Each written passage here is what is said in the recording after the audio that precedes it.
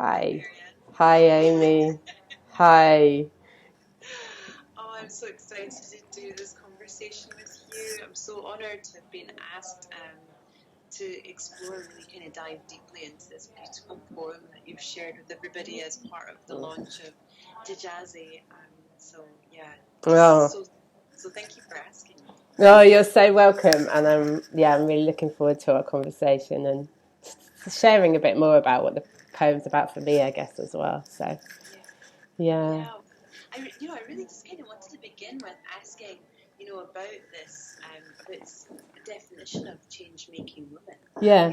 How would we identify ourselves as change-making women? Because that's who this poem is addressed to, isn't it? Yeah, it's interesting. A lot of people ask me that, and I think there was a kind of a process because actually the Jijaze project was originally called Change Making Women in my head, and then we moved the project away from that, but we still have a podcast that's called that, as you know. And I think for me, the words change making women, they kind of landed with me as quite a broad definition of really any woman who's interested in, feels called to, or feels kind of tugged in some way, like it or not in a way, to sort of make a difference in the world. And I really wanted this work to speak to a wider audience than just say maybe a traditional maybe not-for-profit or NGO or charitable sector, which, as you know, is my background. But I'm very aware of lots of different ways in which women are trying to make change in the world now through, maybe social enterprise or even online business, and also through their art, their, maybe music, writing, all these different threads that have been part of my, my journey as well. And so I feel like change making women, for me, it was kind of almost a term that wasn't in massive utilization in other places, and so it makes people ask. But also for me, it was kind of throwing it open and saying, if you feel inspired to make a difference in the world, then I'm talking to you. That's yeah. So and I know some people have asked. I did an interview with Nona Jordan last week, and she was like, maybe people might feel like, me, I'm not a change making woman, and I kind of want to flip that on the head and say, like, if you feel a desire to make a difference, I'm talking to you. It's not about judging ourselves about how much of a difference we might or might not be making right now. It's more about our intention, the space of intention to make a difference and to create change in the world, be it in, what feel like very small ways, perhaps in our family, in our community, in or in really big, manifestly, obviously big ways. It's not about a kind of hierarchy, but it's about that intention to create change through the way we're really moving through the world, doing our work, doing whatever calls us right now. Yeah. Yeah, I really love this piece around the invitation or the calling. Is like, do you feel the calling? Because it's a difficult thing to actually put into words, but you feel it in your heart. That's right, I think. I feel this call to create change because I'm looking out onto my world and I'm not seeing what needs to be in place, or I'm not seeing compassion, or I'm not seeing like a true meeting place here of soul and action in the world. So, yeah, and actually, when you speak about it like that, it occurs to me that actually it almost comes from this place of discomfort with what's going on around us, perhaps what's going on maybe near to us or far away from us, discomfort with the state of the world, on so many levels. It's actually coming from there and then looking out and saying, well, okay, so what can I do, Yeah, and I think that is absolutely something which is gathering force, isn't it? As these situations globally present themselves, where there seems to be such an incongruence between where people want to be and the current nature of things in the world. So, I think the schism is so dynamic at the moment that that call to really step in and make a change is becoming more pronounced and loud. Yeah, and it's really interesting that because I had the idea for this project in a way before I was conscious of that, but in a way as that sort of And, you know, those conversations have become louder as we've been creating this project. So, and that in a sense makes it feel even more pertinent to be doing this right now, I think. So, yeah, absolutely. Yeah. Beautiful. And so, like, then my second question then, obviously, is that, you know, this poem is considered you consider it a love letter to these change-making women. And so I was looking at the ways you kind of described it, and it's a small book, a love letter, a manifesto, a poem, and I was thinking, wow, how beautiful to have all of these different ways of approaching and seeing this poem, which then made me wonder, you know, why a poem? Yeah. What's the call for the poetic form Yeah. rather than a prose form? Yeah, it's interesting because I started off trying to write a kind of one of those, you know, pamphlet type, PDF type things that explained what we were about at Jijaze and what we were trying to do with the community we're creating there. And actually for weeks, you know, I was in that place of like trying to sit down. So every morning on my days that I work, I have this appointment in my diary and it says writing, and it's supposed to remind me that I'm a writer. I think of myself as a writer, so get writing. Of course, often I don't. I've got something else on, but it, you know, and for weeks I would sit down and I was chopping and editing bits of text and trying to create this kind of prose form, I guess, explanation of what we're about. And I just couldn't quite, it just wasn't falling together. And then one morning, actually sitting in a cafe, you know, not particularly trying that hard, this poem just sort of dropped out of me. And pretty much in the form that we've published it today, you know, with a few changes and that. And I was just like, oh, yeah, this is it. And then I sent it to Madeline, who's another writer who works with us on the project, and she was like, this is it. And then when I listened to myself reading it this morning to kind of really get into it again before I did the live reading today, I was really struck myself by the form. And thinking about it, I just think, like, poetry sometimes more than prose can have this.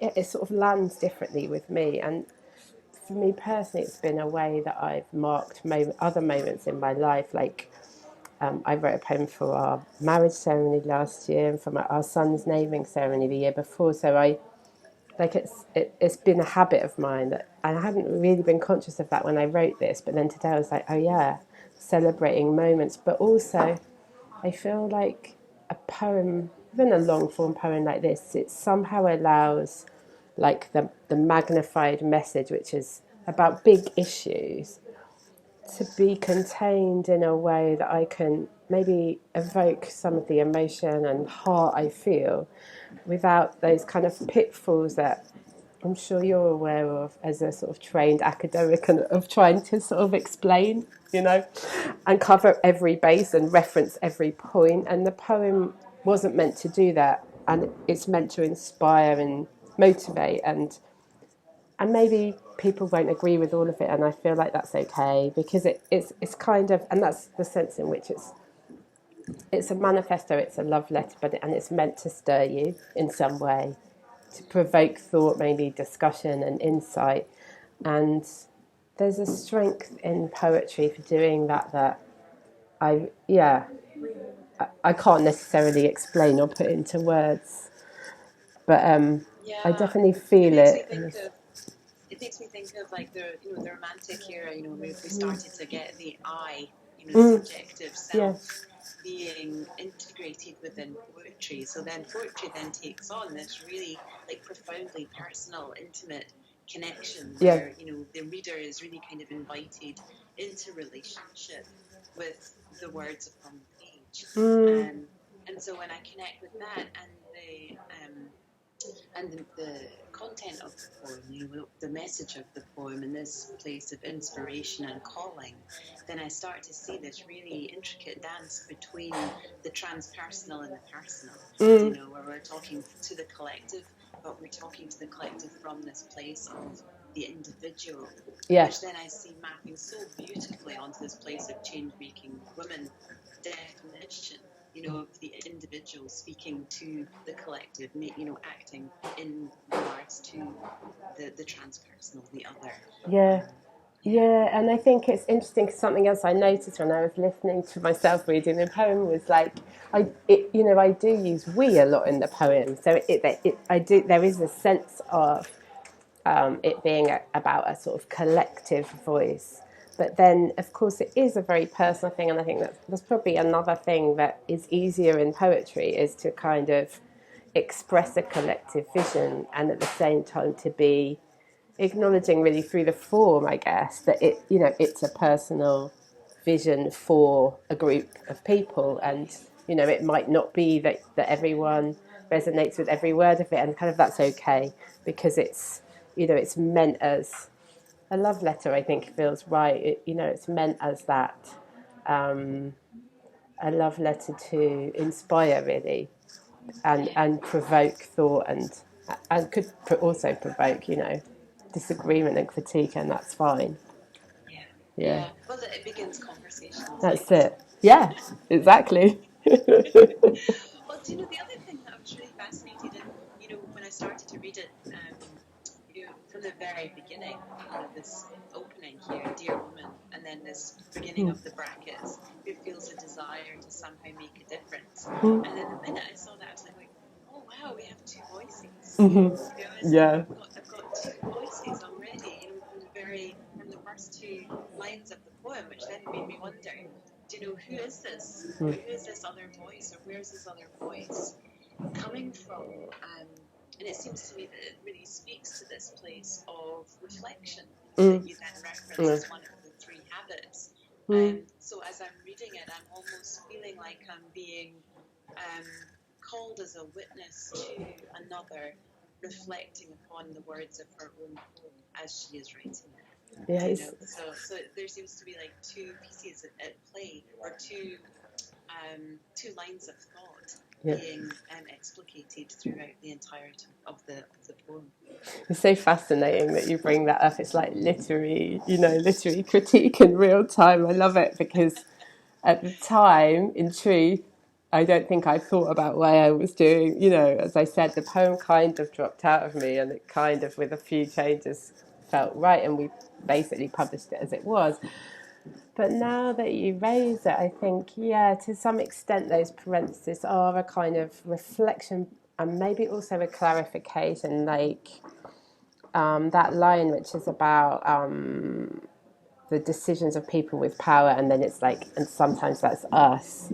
It's like I'm, I guess, clarifying or adding an extra layer, which is that like people with power isn't just them out there. Sometimes we're the ones with power. We're the ones that aren't conscious. We're the ones with, maybe blinkered or blinded vision, and so it is adding a layer, I guess, of self-reflection into the text in a way, and maybe now you sort of bring it up, there could have even been more of that, because it's interesting how that maps, as you said, onto the one of the ideas, one of the habits, which is about this sense of reflection and reflecting on what we do, because it does, I think, pick up those themes, and also like the one at the beginning you said, dear woman who feels a desire to somehow make a difference. I think that was about clarifying that, like, this is for you. If you feel that somewhere in you, as I was talking about in the beginning, if it's somewhere in your heart, this is a message for you, that I'm speaking to you. And so, yeah, I think, though the form, in a sense, wasn't something I thought about, now I reflect on it does seem to support that idea of reflection. I'm sure there's more reflection I could actually do on my own text. Well, that's what you say about reflection, isn't it? And just to quote your poem, asking ourselves questions about our experience and using them to reflect and grow. Absolutely. So there is this creation of the writing process, and then actually exploring, well, what was it that dropped out? What was it that I felt in this moment? What was it that called to me to create this in the first place, and in the way that I did? Absolutely. And then I think also what occurs to me is that those some of those things that are in the brackets are like also a call out to, or an acknowledgement really of the complexity of kind of change making work, that it isn't always obvious what we should do and how we should do it. And it isn't always like, yeah, it's this and this is what we want to change and we all agree, you know, that this is something that's messy and difficult, and that I am really clear that in the work we're doing with Jijaze, we don't want to like turn away from that and say, you know, you just have to like do A, B and C and then, you know, everything will be fixed. And the habits are not meant to be a fix-all, but they're meant to be really an approach and an attitude towards really bringing ourselves into this change-making space consciously, I guess, and letting the messiness and the difficultness be there, and still committing to, you know, work to make change in the world. Anyway, that's what really struck me again about the poem. Was the way that it kind of makes this correlation between personal habit or adopting a personal habit and then grand systemic change. Yeah. So yes, you know, that we can see that it's messy, it's chaotic, it's overwhelming, you know, and I think that's, you know, that place where we try and meet all of that overwhelm is where we become very brittle, our edges start to fray, or become like butter spread across too much toast. Yes, it's true. You know? Well, that's a great analogy, Yeah, so in those places, you know, it almost becomes too big, you know, to even be able to engage with. That's so true. This place around personal habit, about bringing it back to these core three places of connection, of reflection, and of replenishment, you know, it gives us a way of engaging with the overwhelm in a very personal way, so that actually that personal reflects back out to create this change within systems and structures that are so profoundly oppressive and difficult. Yeah, and I think that's the link that maybe, if I look back, I've been trying to draw in a lot of my work, but it's also, you know, a kind of big one. Because for me, I think the personal, in a sense, it is political, and the political is personal, and it's very easy for us to disassociate those pieces.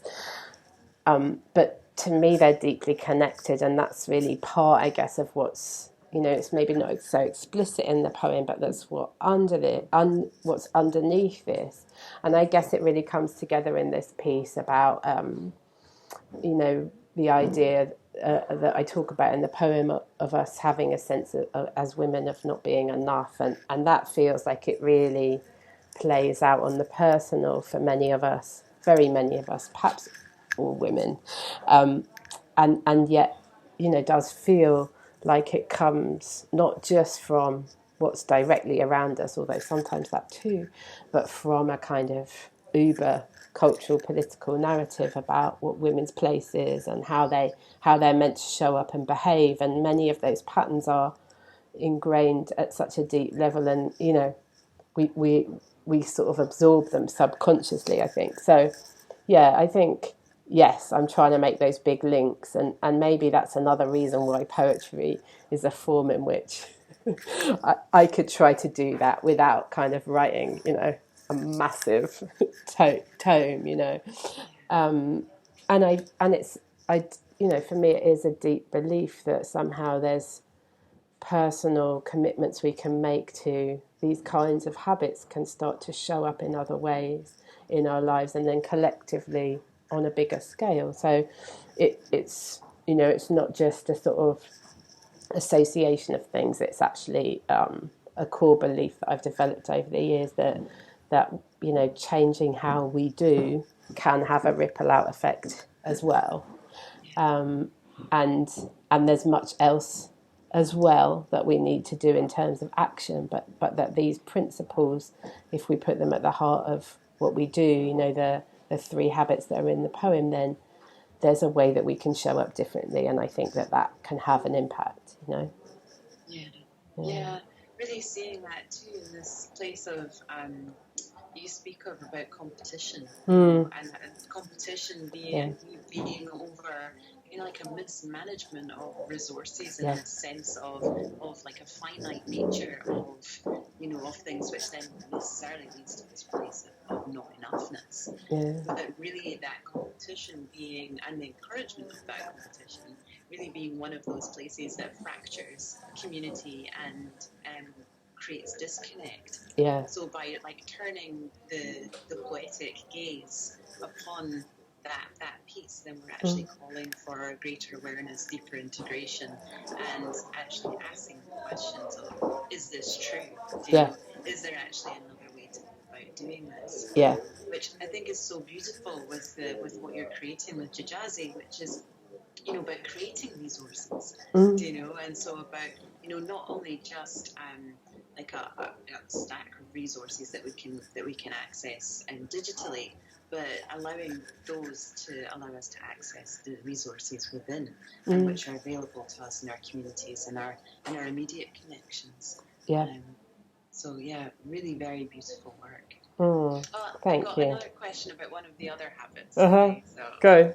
Because and it's that Okay, go for it. I love replenishment. I even just love the sound of it when you say I know. It's good. It's a good word. What I really love is actually your differentiation between replenishment and self-care. I think I'm seeing more and more criticism around the concept of self-care. I think because this whole kind of self-care industry is now kind of being built up around the concept. Yeah. So now it's one of those things that's becoming a finite resource, that's only available to those who can afford it, to purchase it. Yeah.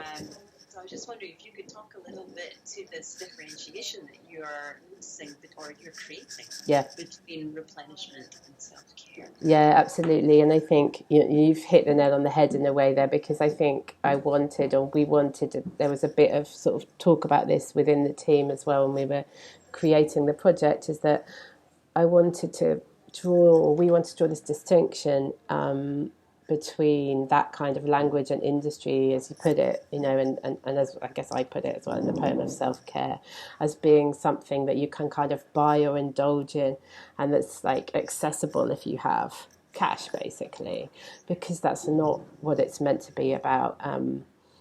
And so for me, I wanted to have a sort of a separation, a linguistic separation, really, to describe this and bring this point out, because I think that taking deep care of yourself isn't about money or treats, and in fact sometimes those things can, in a sense, detract from the essence of this, because it's really about a sense of acknowledgement, or acknowledging for yourself that your own needs are present and that they're important, and that doesn't take words of cash, but it does take some kinds of I think something like space. I talk in the poem about sort of resonating with Virginia Woolf's idea of a room of our own, and there's something about the space to see that, and in a way that's something that we can kind of find our own way through, I think. And I think for me, the way that we talk about replenishment, the resources we're offering for Jijaze are really about like offering people some ways into that. So like we have recordings which are really just about listening, taking just taking a bit of time away from your desk, really quite simple practices, and just encouraging a sense of acknowledgement, really, of your own needs and feelings in the moment, and what does it mean to be filled up, which is what Jijaze also means. What does it mean to replenish yourself, fill yourself up? Well, that's different for all of us, maybe, and so I think I wanted to have something that basically came away from this idea of self-care, which immediately sort of evokes like, oh, am I going to get a massage or go to a spa or whatever that is, and just really grounds it and roots it in something simple and accessible to people. And I really want and sort of have a vision for Jijaze being an accessible platform, and we're putting some things in place so that even our paid offerings can be made available to people that are unable to afford them financially. We're going to be rolling those out over the next few weeks. So I think for me, that distinction in what we're doing and the desire to make it accessible kind of led to this thought stream in a way in the beginning, and now that it's landed as replenishment, it does feel really solid and solid and simple but necessary is what I would say. If that makes sense, yeah. Absolutely. And I love this connection between the word replenishment and the meaning of Jijaze. So that to fill up, replenishment to refill, almost like to refill the well. Yeah, absolutely. Yeah. That's it, absolutely. So, with today's launch of Jijaze, then I'm just wondering how you're hoping to encourage the adoption of these habits in particular. How is Jijaze designed to really support this? Yeah, so Jijaze, the community we've built, is really built around these habits, and at the moment we are offering now from today 2 levels of membership, and the first one is totally free. It's called the Changemaker membership, and in that community, which you can just join by going to our website and you enter your email, you get access to a library of resources, and they include things that are resources for learning and reflection around making a difference in the world, and also some recordings which are about replenishment. And there's going to be lots more being added to that over the coming months. And then there's also a community space, which is a private Facebook group at the moment for Changemakers, where we're beginning to develop this kind of community, and we're going to be doing more within that group as it builds over the coming weeks. And then at the Change Leader, which is a monthly subscription membership, we're going deeper. So we've got a community space that's especially for Change Leader members that's on Mighty Bell, that's going to be a much deeper dive basically into these principles. And we've got more more in-depth resources. That's what I wanted to say around learning, reflection, replenishment. So we're building the community around these habits, and we also have a planning guide, which we called the 2017 planning guide, I think it's called. But it's about planning the change you want to make in the world in this year, and it has a whole exercise around how to actually think about building in time to reflect and learn and replenish yourself, and connect within what you do on a day-to-day basis. So actually really thinking about, well, what does that mean for me practically? Okay, it's nice to have a few habits or principles, but what does it mean to think about them on a daily, weekly, monthly basis as well? So it's really kind of woven into the design of what we're doing. And the change, I think, that I want to see as a result of this, directly from the community we're building, is I guess a group of women who feel supported in their change-making work, and who are able to build these habits into how they're doing that, and feel the benefit of that, hopefully.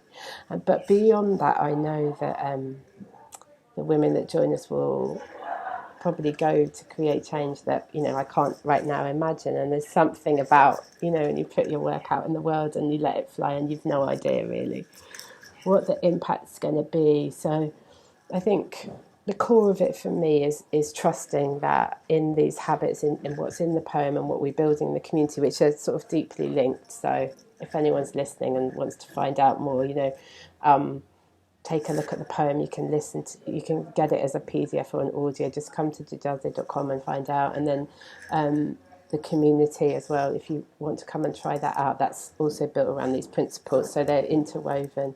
And that for me is where I'm at right now. It's like trusting that that sharing my own sort of belief that these habits make a difference will be a kind of starting point for other people to do things that I basically can't imagine. Yeah. Oh, so beautiful, Dan. I'm just so in awe of what you've created. And thank you. Thank you. And the women that you've gathered around you to support you and then really help birth this change in the world. Thank you. So the Change-Making Women in Me season honours the Change-Making Women. Oh, thank you. Thank you. Thank you so much for talking to me today. I've really enjoyed it. Talk soon. Bye-bye. Bye.